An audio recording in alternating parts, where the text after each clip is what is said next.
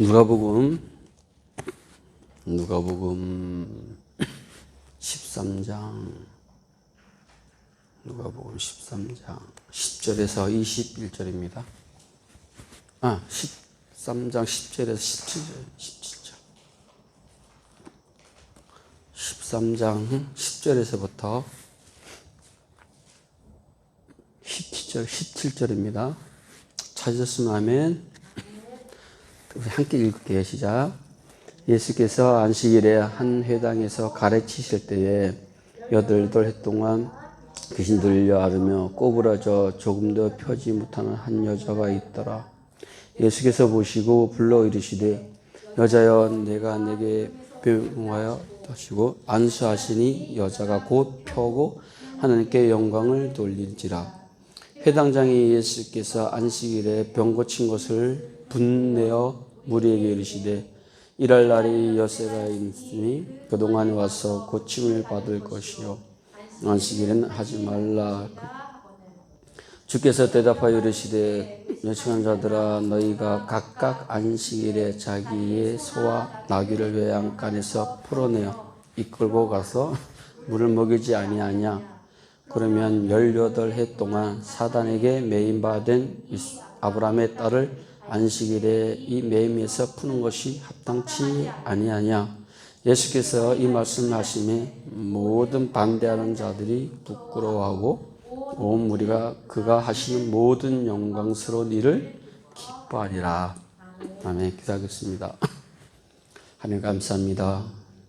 모든 예배를 통하여서 하나님의 은사와 부르심에 대해 말씀을 상고하고 들었습니다. 또한 오후 예배에도 주님께서 저희들에게 시간과 여건과 환경을 허락하여 주셔서 예배 드릴 수 있도록 경배할 수 있도록 은혜 주심을 감사합니다. 이 시간도 주님의 말씀을 통하여서 우리가 깨닫게 하여 주시고 또한 주님을 더욱 찬양하게 하시며 성경의 본질을 잘 알아가는 시간이 되게 하여 주시옵소서. 특히나 우리가 주의 종으로 주의 사자로 부르심 받았습니다. 우리 마음속에 우리 행동 속에 행여나 외식하는 것이 없도록 이 말씀을 통하여 깨닫게 하여 주시옵소서. 충성된 종 되게 하여 주옵소서. 주님만 바라보는 주의 종들 되게 하여 주시옵소서. 모든 것을 십자가에 내신 예수 그리스도 이름으로 기도합니다. 아멘. 오늘 누가복음을 하니까 약간 외식하는 느낌이 들어요. 갈라디아서만 쫙 했는데 그죠? 거의 1년을 했죠? 예, 지난주가 8월, 작년 12월 19일부터 했으니까 거의 한 1년을 조금 넘게 갈라디아서 했는데 오늘 누가복음 하니까 약간 외식하는 기분. 제가 설교 준비하면서도 어디를 할까 하다가 너무 고민이 된 거예요. 그래서 오늘 그 성서 교회를 따라가다 보니까 구약도 있고 신약도 있는데 그 중에 하나가 누가복음이더라고요. 그래서 제가 누가복음을 선택했습니다. 저희 이제 작은 애가 대학교를 갈 때 원주권에 있는 학교를 가라 제가 그랬어요. 그래야지 등록비, 학원비면 생활비가 안 되잖아요. 그때 우리 작은 애는 자기는 자기 대학의 주 목적은 탈원조라. 엄마 아빠 품에서 벗어나기만 된다. 엄마 아빠의 그 구속에서 벗어나는 지역이면 다 좋다. 그래서 경기도로 갔어요. 안양으로. 그래서 그 작은 애가 기숙사 생활을 했어요. 근데 내려왔는데 집에 와서 펑펑 울었대요. 기숙사에 들어가니까 먹을 게 없는 거예요. 닫아버리니까. 그래서 걔가 수돗물을 먹었다고. 수돗물을 배를 채웠대요. 엄마 아빠의 구석에서 너무 싫은 거지. 근데 벗어나 보니까 기숙사 생활해 보니까 너무 힘든 거예요. 집에 있을 때는 먹여주죠, 재워주죠, 뭐 사달라면 배달시켜주죠, 다 했는데. 그래서 엄마 아빠한테 딱 매였을 때가 행복한 거예요. 그죠? 조금 철이 드니까 이제 세상 말로 집 떠나면 그렇게 얘기 안 해요. 개고생이다 이렇게 하더라고요. 그렇습니다. 우리가 누군가의 어디에 매여 있냐에 따라서 참 그게 중요해요. 오늘 본문이 이제 이렇게 시작합니다. 예수께서 안식일에 한 회당에서 가르치실 때 이렇게 나와요. 그리고 이 앞에는 제가 설교를 한 부분이에요. 이 앞에는 이제 그 회개, 뿌리 위에 붓게 놓여 있다. 그런 뿌리 회개 쭉 나오고, 그 망루에서 이제 무너져서 18명이 죽고, 그죠? 그 다음에 18명이 죽었어요. 그리고 오늘 또 18년, 18해 된 여인이 나옵니다. 예수께서 이제 안식일에 회당에서 많이 가르쳤어요. 이제 회당은 우리가 그 바벨론 때 디아스포라들이 예루살렘까지 못 오니까 회당을 만들었죠. 회당의 조건은 간단해요. 한 10명의 성인만, 유대인만 있으면 만들 수 있어요. 그리고 그 10명의 회당이 되고, 거기서 또 교육기관도 만들 수 있어요. 그거는 이제 25가구가 이상만 되면 그 회당에서 교육기관을 만들어서 이렇게 할 수 있어요. 그리고 그 10명 중에서 좀 지적으로 권위가 있거나 박식하가 이런 사람들을 그냥 회당장을 이렇게 세우면 됩니다. 사도시대 때는 한 480개 정도 회당이 있었다 그래요. 그곳에서 예수님께서 이제 말씀을 가르치십니다. 예수님께서 한 사역 중에 하나가 가르치는 거죠. 예수님께서 부치기를 좋아하시는데 갈치전을 좋아한다고. 갈치전. 가르치고 치유하고 전도한다 그래서 갈치전을 좋아한다는 의미가 있어요. 오늘 가르치고 있어요. 자, 11절에서 이제 예수님께서 싹 설교를 하다가 가르치다가 한 여인에게 눈이 딱 간 거예요. 그래서 뭐라 하냐면, 자, 그 여인에 대해서 설명합니다. 누가는 18해 동안이나 귀신 들려 앓으며 꼬부라져 있고 조금도 펴지 못하는 한 여자가 있다. 18년 동안 귀신 들린 여자를 완전히 사로잡힌 거죠, 귀신에게.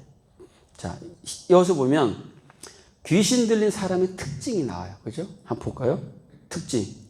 앓으며 꼬부라져 있고 조금도 뭐한다? 펴지 못하게 되는 거죠. 이 귀신 들린 특징이 대부분 그래요. 우리가 성경에 보면 거의 묶이잖아요. 귀신 들린 자들이 다 묶임의 어떤 고통을 받아요. 우리나라에는 무당이라는 이 미신이 있죠. 그것도 보면 신내림을 안 받게 되면 신내 받을까지 고통받잖아요. 그리고 무당이 신내림을 받아도 거기에 또 사로잡혀 있단 말이에요.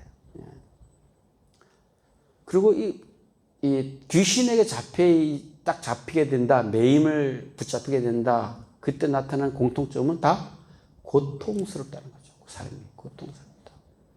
그래서 처음에 그 무당들이 보면 나중에 이렇게 얼굴 변하는 거 보면 좀 마지막에 가면 되게 좀 무섭게 변하잖아요.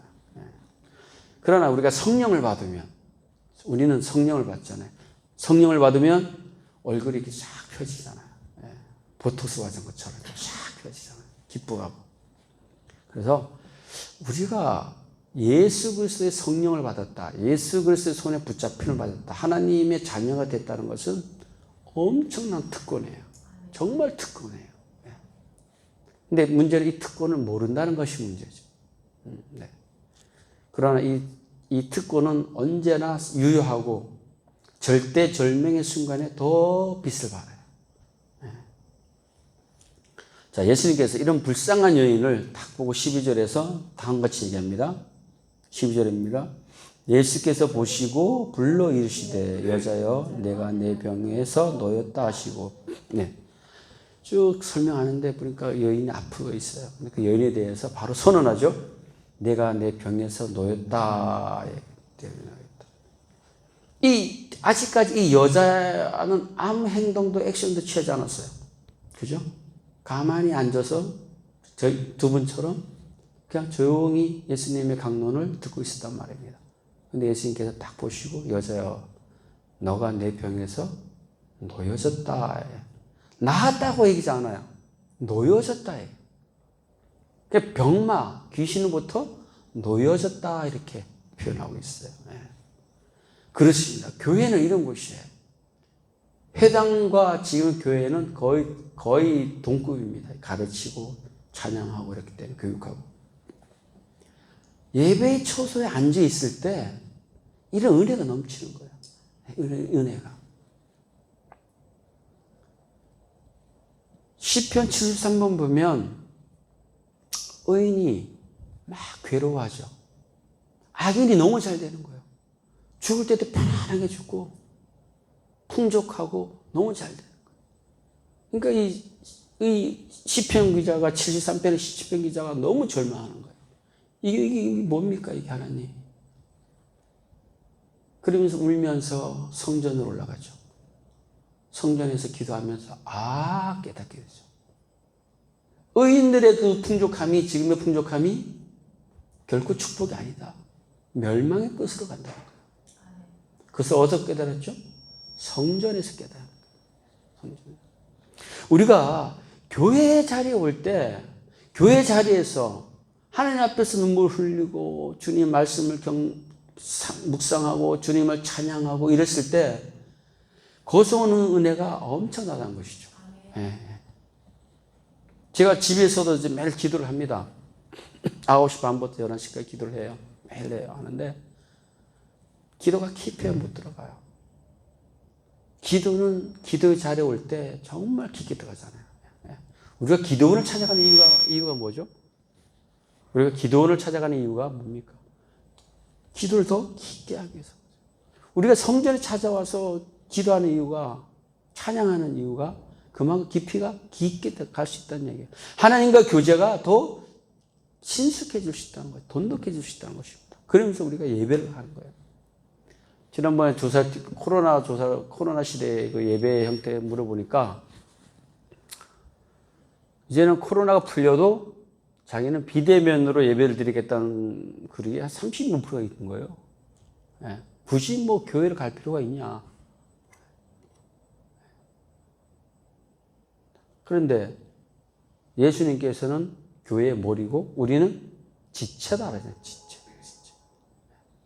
우리가 교회에 와서 엎드리고 눈물 흘리고 찬양하고 그럴 때 오늘과 같은 이 18년 동안 그 귀신에게 붙잡혀서 고통받고 꼼짝 못하는 사람이 회복되는 것처럼 그런 회복의 역사가 교회에 나타난다는 것입니다. 예.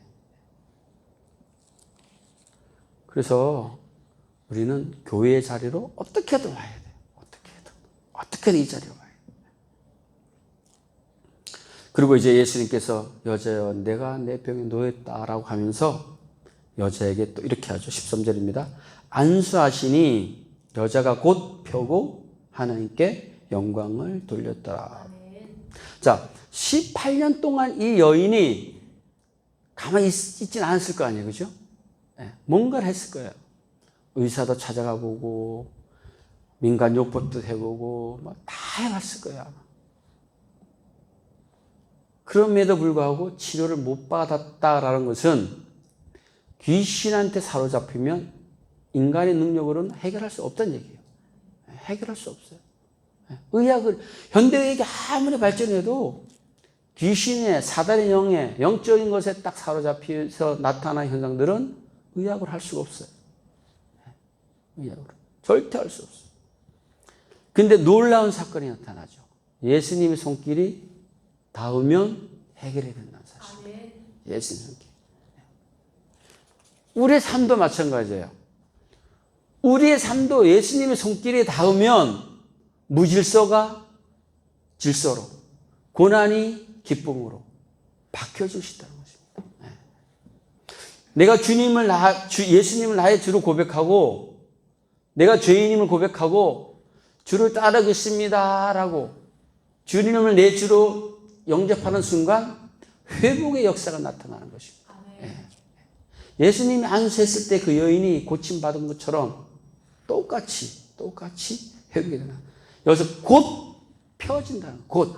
예수님 우리가 주를 딱 만났으면 거듭나면 차츰이 아니라 우리의 삶이 바로 변화되는 것이죠. 바로. 왜? 내 힘으로 하는 게 아니니까. 내 안에 성령님이 곧 바로 역사하시기 때문에 가능하다는 얘기입니다. 이 여인이 꼬부라지고 아팠어요. 예수님의 안수의 그 손길로 바로 변화됩니다. 이 얘기는 귀신의 붙잡힘에서 놓였다는 얘기죠. 귀신의 매임에서부터 바로 곧 풀려났다는 얘기입니다. 네. 저와 여러분들은 그죠? 분명히 매여 있어요. 세상의 모든 사람들은 다 매여 있어요. 어떤 사람은 자녀에게, 어떤 사람은 돈에게, 명예에게, 마약, 그죠? 더한 것도 있죠. 자기 또 취미, 타 종교, 다 묶여 있어요. 다 매여 있어요. 우리도 마찬가지로 매여 있어요. 우리는 어디에? 예수 그리스도에 매여 있는 줄. 네, 매여 있어요. 무엇에 매여 있냐에 따라서 달라지죠. 달라져요. 사단에 매여 있을 때는 노예, 질병의 노예, 고통의 노예로 있었습니다. 사단의 노예로. 그러나 예수님에 묶여진 순간 우리는 신분이 변화되죠. 갈라디아에서 나왔잖아요. 네, 신분이 변화되잖아요. 하나님의 유업을 받는 자. 그죠? 예수님의 자녀로 우리의 신분이 거듭난다는 사실입니다. 이 여자도 이제 매임이 바뀌어진 거예요. 귀신의 매임에서 풀려나고 예수님의 하나님의 자녀에 다시 새롭게 매여졌어요. 그래서 이 여인이 엄청 기뻤죠. 자, 우리가 저 성전 미문에 앉아있는 안전병이 있잖아요. 그죠? 베드로와 요한이 난 금과 나 없어도 내게 있는 건 너에게 준다. 뭐 예수 그리스도. 그로 인해서 이 안전병이도 변화가 됐죠. 막 기뻐 뛰며 찬양하잖아요. 막 기뻐 뛰며 찬양. 보니까 자 3장 사도행전 3장 8절 9절입니다. 한번 잠깐 볼게요. 다른 내용이지만 한번 찾아볼게요. 자, 사도행전 3장 8절서부터 9절입니다. 찾으시면 자, 다 같이 읽겠습니다. 뛰어서서 걸으면 그들과 함께 성전으로 들어가면서 걷기도 하고 뛰기도 하며 하나님을 찬송하니 모든 백성이 그 걷는 것과 하나님을 찬송을 보고 아마도 아멘, 여기까지. 분명 이 여인도, 그죠? 막 뛰었을 거예요. 누가는 기록하지 않았지만, 제 경험은 상으로 뛰게 되더라고요. 너무 좋으니까. 뛰게 돼요. 저 목발 짚고도 뛰어요, 좋을 때는. 침대에 누워 있었는데, 앞에 휠체어만 타고 왔다 갔다 하는 사람들 봐도 부러워요. 나도 휠체어만 탔으면. 휠체어를 타는데 너무 좋은 거예요. 너무 좋은 거예요. 내가 갈 수 있는 데를 갈 수 있는 거. 병원을 막 돌아다니는 게. 제가 그 사고 나고 11월에 사고 나고 그 다음에 3월 달인가 그랬어요. 그때 벚꽃이 막 피고 버들나무가 막 흔들어질 때 제 침대 저렇게 내다보면 너무 아름다운 거예요. 그 와이프가 보고 나 보고 싶다. 그러니까 와이프가 그 침대, 큰 침대를 통째로 끌고 바깥에 나왔어요.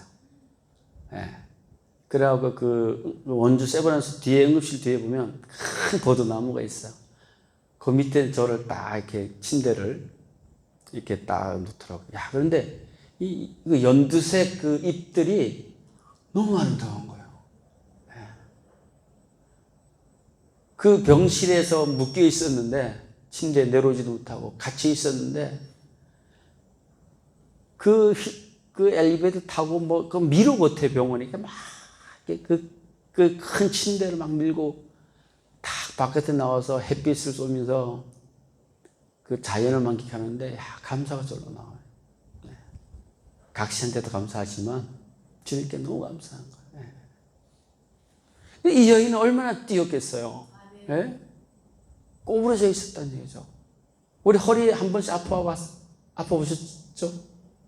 저도 허리를 여러 번 아파봤는데 허리를 못 펴요. 이렇게. 그 지팡이 다닐 때도 있었어요. 이 여인이 얼마나 기쁘겠습니까? 그런데 기뻐하지 못하는 사람이 있죠. 회당장입니다. 14절에 뭐라고 얘기하냐면 회당장이 14절입니다. 회당장이 예수께서 안식일에 병 고친 것을 분내어 무리에게 이르시되 일할 날에 엿새가 있으니 그 동안에 와서 고침을 받을 것이요 안식일에는 하지 말 것이니라 하거늘. 왜 안식일에 와서 고치냐 이거예요. 왜 일을 하냐 이거지요. 이 회당장은 이제 성경의 출애굽기 23장 12절입니다. 너는 엿새 동안에 내 일을 하고 일곱째 날에 쉬라. 내 소와 나귀가 쉴 것이며 내 여종의 자식과 나그네가 숨을 돌리리라. 회당장이 분개했어요. 왜 안식일을 범합니까? 분개한 이유가, 첫째 이유가 율법을 어겼다는 거예요. AD 3세기경에 랍비 신라이라는 사람이 무속의경을 다 나눴어요. 그래서 613가지 만들었어요. 그 중에 지금 오늘을 범한 게 뭐냐면 31번과 32번의 율법을 범한 거예요. 이 불 때.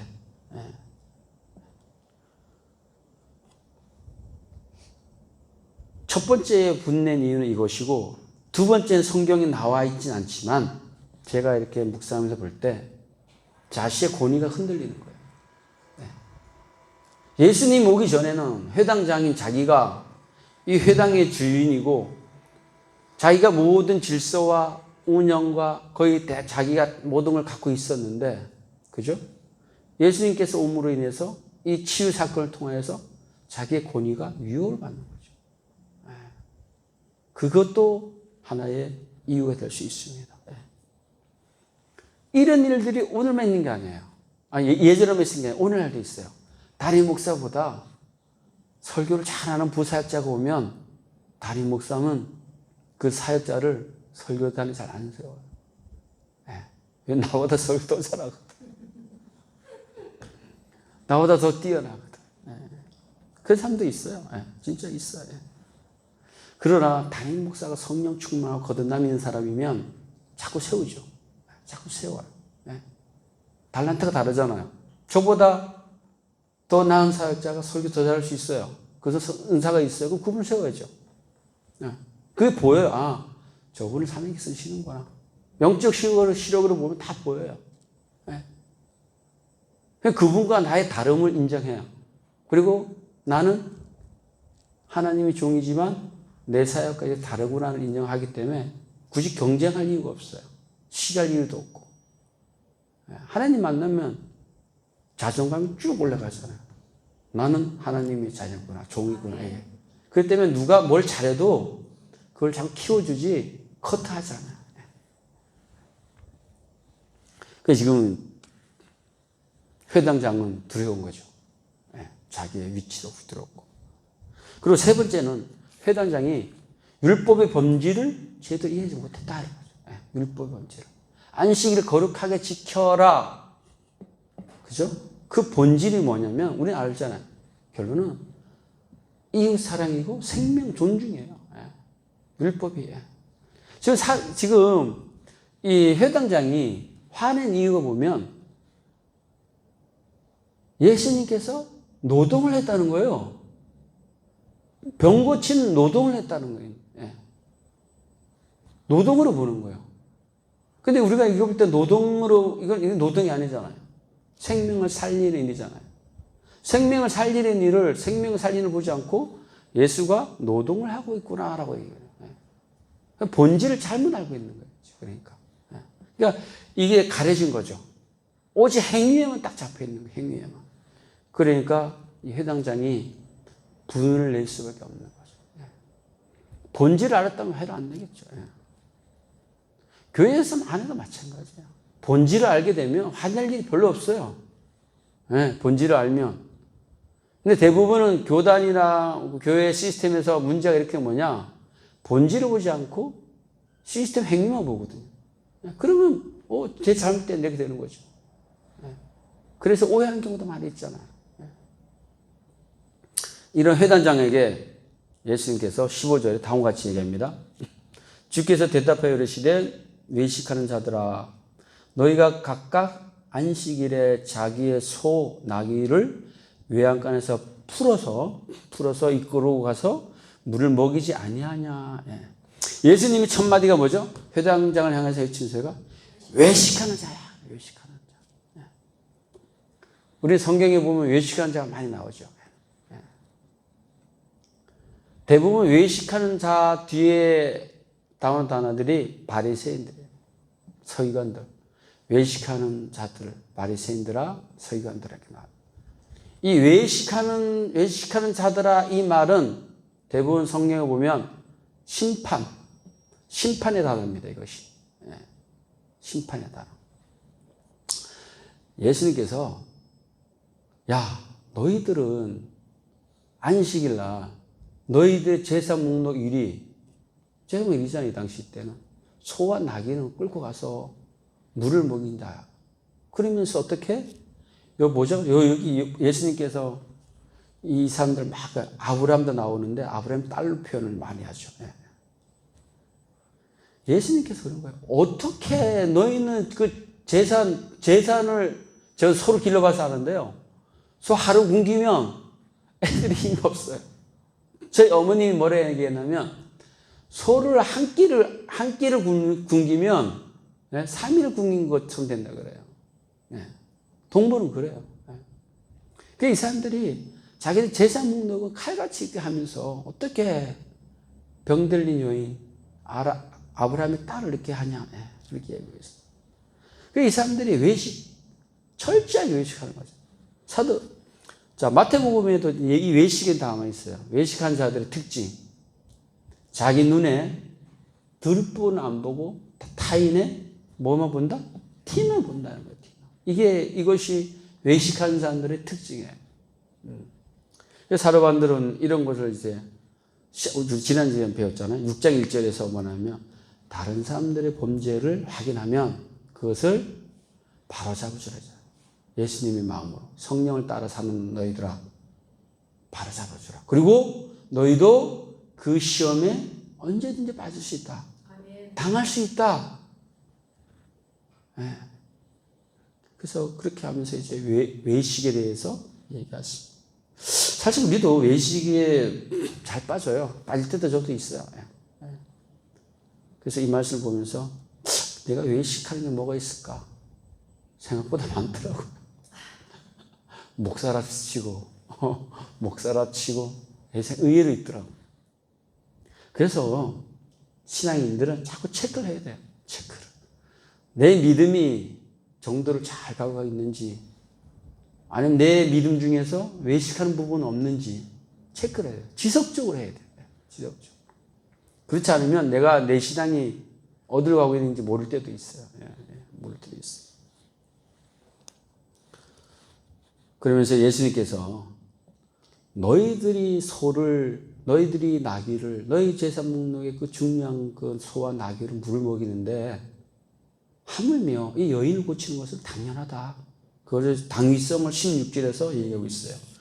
16절입니다. 그러면 18해 동안 18년 동안 사단에게 매인 바 된 이 아브라함의 딸을 안식일에 매임해서 푸는 것이 합당치 아니하냐. 그죠? 자, 지금 그래서 누가가 여기서 보면 소와 낙이 있잖아요. 풀어낸다는 단어 있죠. 풀어낸다는 얘기는 매여있다는 얘기잖아요. 풀어있다는 단어와 매임해서 푸는 것 이것이 같은 단어예요. 원어는 다르지만 문맥상 이거를 같이 받아야 돼요. 동일시예요. 동일시하면서 변증을 하는 거예요. 서로 대조하면서. 너희들이 외양간에 묶여있고 매여있는 소와 나귀를 풀어서 물을 먹이러 가는 것과 사단에게 매여있는 여인을 풀어서 고쳐주는 것 똑같다. 아니, 어쩌면 똑같은 게 아니죠. 더 소중하죠. 더 귀한 거죠.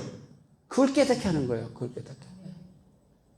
지금 이 회장장이 핵심을 못 본 거예요. 허상만 보고 있는 거죠. 율법의 본질을 못 보고 허상만 보고 있는 거예요. 그것을 아브라함의 딸 이렇게 얘기하면서 아브라함의 딸이 소보다 나귀보다 당연히 소중하죠. 그거를 가르쳐 주는 거예요. 사실 우리가 허상만 보고 사는 경우가 많이 있어요. 본질을 못 보고 허상을 보는 게 많이 있는데, 사실 제가 볼 때 코인도 그렇고 주식도 그렇고 생각보다 좀 이렇게 많이 좀 거품이 있는 것도 있어요. 그래서 허상이 많았잖아요, 코인. 그래서 젊은이들이 그렇게 상처받고 그냥 나락으로 떨어지잖아요.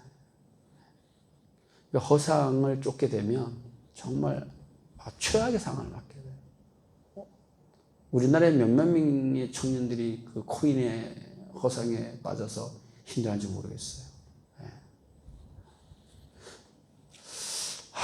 안타깝습니다. 자, 예수님께서 이제 이 말씀을 딱 했어요. 나귀보다 소보다 아브라함의 딸이 고침받는 것이 훨씬 소중하다, 합당하다라고 했어요. 그 말씀을 하시고 나니까 두 가지 현상이 17절에 나타나죠. 17절입니다. 예수께서 이 말씀을 하심에 모든 반대하는 자들은 어떻게 하고? 부끄러워하고, 온 무리는 그가 하시는 모든 영광스러운 일을 어떻게 했다? 기뻐했다. 예수를 반대하는 자들은 부끄러워했다는 거예요. 반면 예수님을 받아들이고 예수님이 하시는 그 모든 일을 긍정하고 찬송하고 찬성한 사람들은 영광스러운 일을 기뻐했다. 자, 이 말씀을 자세히 보면 약간 심판의 날이 생각나요. 예수의 재림있는 날, 예수님을 잘 모신 사람들은 오 주여 어서 오시옵소서. 그죠? 기뻐하잖아요. 반면 예수님을 거북하고 하나님 어디 있어? 천국이 어디 있어? 복음을 듣고도 거부한 자들은 부끄러워하죠. 하나님의 심판대 앞에 섰을 때 두 가지 현상이 나타나겠죠. 두려워하고 부끄러워하고. 왜? 우리의 행위가 샅샅이 다 나타난다고 나오잖아요, 성경에. 그래, 부끄러워하는 거죠. 두려워하고 슬퍼하고. 반면 예수님, 저는 죄인입니다. 주님만 따라가겠습니다. 나름 열심히 했는데 너무 부족합니다. 이런 사람들은 하나님께서 심판하실 때 예수님께서 충고하시잖아요. 그 구원받을 때 얼마나 기쁘겠습니까? 이 말씀 통해서 약간 심판의 날이 딱 다가오는 거예요. 느껴지는 거예요. 결론입니다. 우리가 예수님을 만났을 때 자유함을 줘. 갈라디아서 얘기잖아요. 자유함. 자유함. 사랑. 예수님을 만나면 이런 기쁨이 있어요. 자유함이 있어요. 노예식이 됩니다. 반면 세상을 쫓고 우상을 섬기다 보면 우상에 묶여있죠. 그럼 고통스러워지죠. 힘들어집니다. 그래서 우리가 누구를 만나냐, 어떤 사람을 만나냐가 중요한 거예요. 우리가 예수님 만났으니까 이렇게 기쁨을 누릴 수 있잖아요. 우리가 예수님 안 만났다면, 귀신의 영에 사로잡혔다면 매사가 힘들고 지치고 무거워지겠죠. 귀신은 계속 두려움을 줘요. 절망을 줘요. 특징일 거예요. 절망과 두려움과 고통을 계속 줘요. 그러나 우리가 예수님 손길이 우리에게 탁, 예수님께서 그 병든 여인의 안사를 탁 하듯이, 터치하듯이 예수님께서 우리의 삶을 터치를 탁 하는 순간 우리는 놀라운 자유를 맛볼 수 있어요. 궁극의 자유를 맛볼 수 있어요. 죽음까지도 추월할 수 있는 기쁨을 맛볼 수 있다는 사실입니다. 한 주간 예수님의 손길을 이렇게 맛보는, 그래서 정말 자유를 맛보는 한 주가 되기를 예수님으로 축원합니다.